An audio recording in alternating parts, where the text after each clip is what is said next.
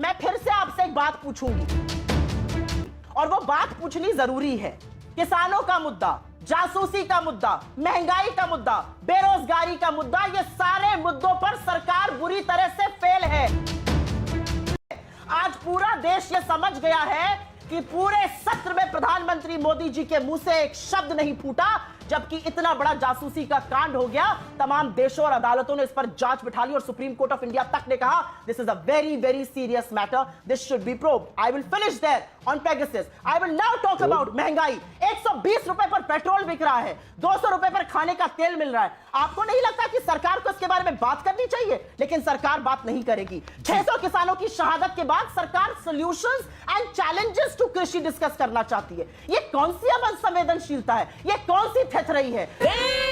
Lok Sabha TV पर अंदर कुछ और दिखाना, सदन के बाहर कुछ और दिखाना, ब्लैकआउट कर देना जब विपक्ष बोलता है, माइक ऑफ कर देना, ये कौन सी थेथ रही है? विपक्ष का, चुने हुए सांसदों का, मंत्रियों का, चीफ जस्टिस ऑफ इंडिया से संबंधित औरत का, चुनाव आयुक्त की जासूसी कराना, ये कौन सा लोकतंत्र है? लोकतंत्र की प्रहरी बनते हैं आप? सवाल दीजिए इस लोकतंत्र की प्रहरी बनने पर। कौन पूछता है? मैं फिर से कहना चाहती हूं, जब इनसे ऑक्सीजन पर सवाल पूछो, ये कहते हैं 1 मिनट, नो वेट। ये क्या है? अमीश भाई, पार्लियामेंट में एग्जैक्टली वही हो रहा है जो आपके डिबेट में हो रहा है। आप सोचिए मैं सरकार का प्रवक्ता हूं और वहां पे कांग्रेस पार्टी बैठी है।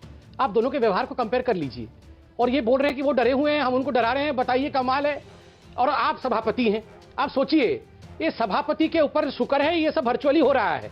आप स्टूडियो में बैठे हैं, हम अपने अपने घरों में बैठे हैं, नहीं तो अभी आपके सर के ऊपर 2-4 फाइलें तो जरूर होती, मुझे भी नहीं छोड़ा जाता। नाइस। ये तो शुक्र है।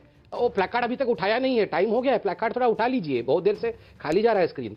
वैसे अमीश भाई, आप बताइए, अभी कांग्रेस की प्रवक्ता आपसे कह रही थी कि आप क्या है हमारे बीच बीच में टोकते रहते हैं, और कितना वो गुस्से में आ गई।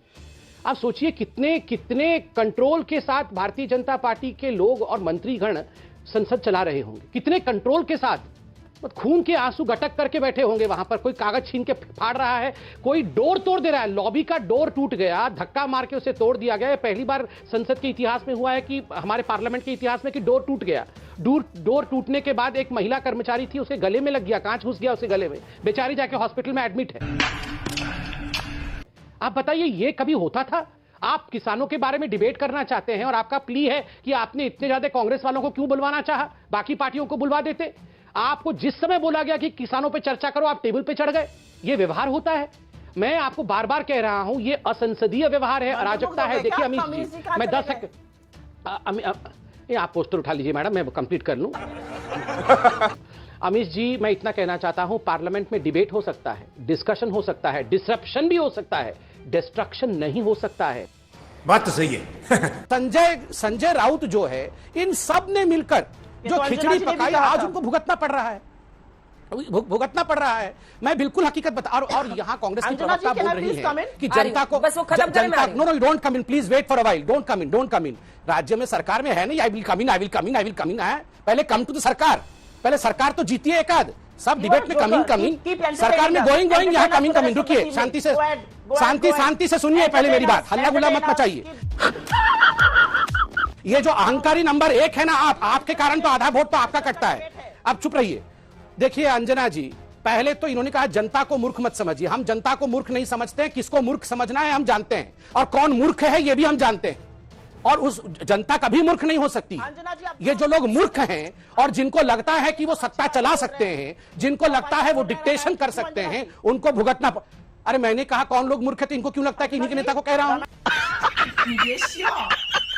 दिग्विजय सिंह जी समुंदर के किनारे मछली खा रहे थे, ये न्यूज आप लोगों ने दिखाया, और वहां सरकार बन गई। आपको क्या लगता है ये देश ऐसे ही चलता है? अगर अवेयरनेस नहीं है, चौकन्नापन नहीं है, समर्पण नहीं है, आपको लगता है सरकारें चलती हैं? और अभी देवेंद्र फडणवीस जी के विषय में कांग्रेस की प्रवक्ता को दया आ रही थी। मैं आपको बताता हूं दया किस पे आनी चाहिए।